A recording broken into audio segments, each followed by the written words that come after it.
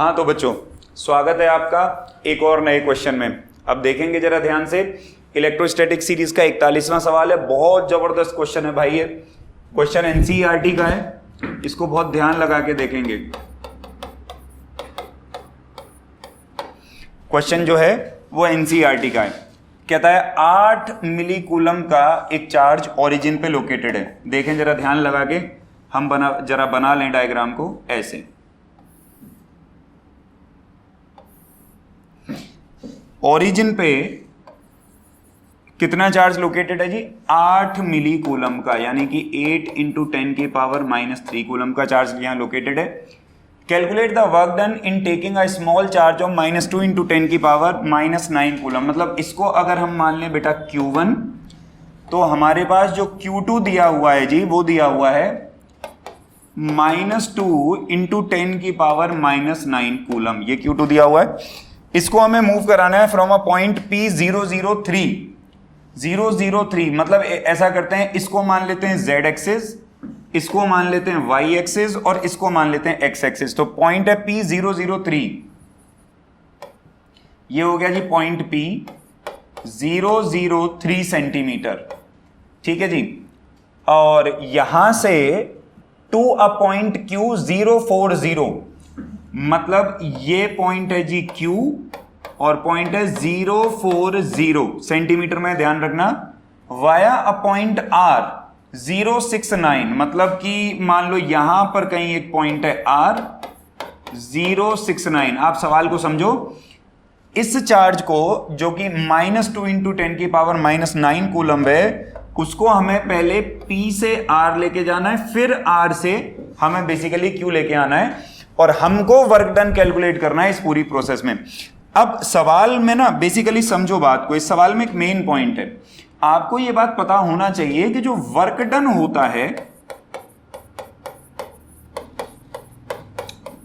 Is path independent. मतलब बच्चों, work done जो है ना वो पाथ पर ना डिपेंड करता ही नहीं है, वर्क डन पाथ इंडिपेंडेंट होता है। तो ये जो पॉइंट R इसने बेसिकली दिया है ना, ये इररिलेवेंट है, इसका कोई मतलब नहीं है। हमको केवल ये देखना होता है कि हम कहां से चले और कहां पे पहुंचे। तो हम बेसिकली कहां से चले थे, ध्यान लगा के देखो, हम चले थे P से और पहुंचे कहां पे? Q पे। चले थे P से और पहुंचे कहां पे? Q पे।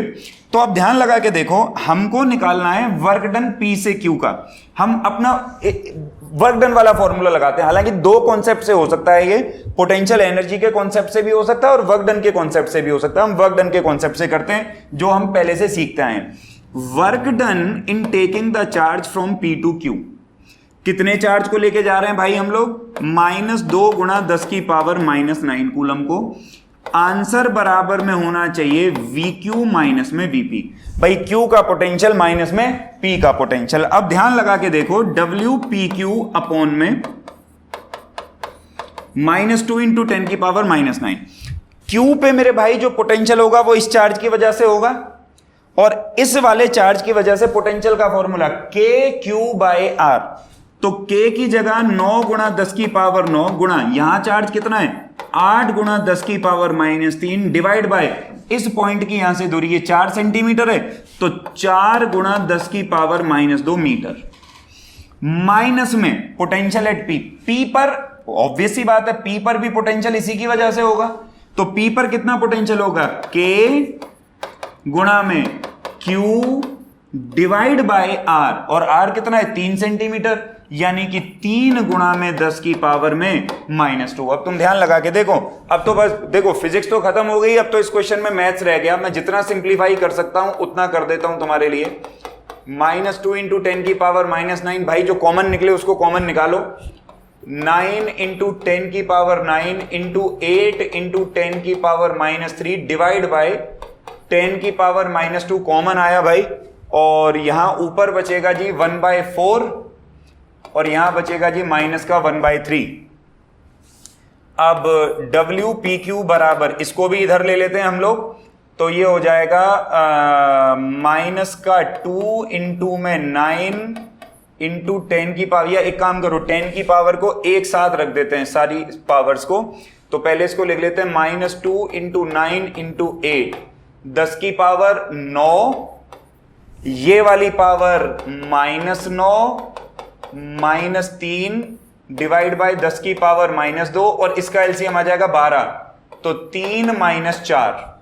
ठीक है जी।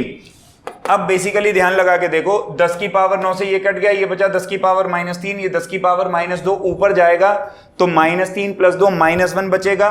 -2 गुणा 9 गुणा 8 गुणा 10 की पावर -1 गुणा में -1/12 ये बचा। 2 एकम 2, 2 छिक 12, 3 दूनी 6, 3 तिया 9, 2 एकम 2 और 2 चौक 8, माइनस माइनस प्लस 12 गुणा 10 की पावर -जूल -1 यानी कि 1.2 joule is the answer to the question. So basically ध्यान लगा के देखो तो क्वेश्चन अच्छा कॉन्सेप्चुअल सवाल है। फिजिक्स क्वेश्चन में यहीं पर खत्म होगी, थोड़ा उधर कंजेस्टेड हो गया उसके लिए माफ करना, थोड़ी जगह कम पड़ गई, कैलकुलेशन लंबी थी। तो फिजिक्स तो यहीं पे खत्म हो गई, आप इससे आगे कैलकुलेट करके देख सकते हैं, आपका आंसर आ जाएगा। उम्मीद है सवाल आपको अच्छा लगा होगा, समझ में आया होगा। कल फिर मिलेंगे एक नए क्वेश्चन के साथ। Thank you.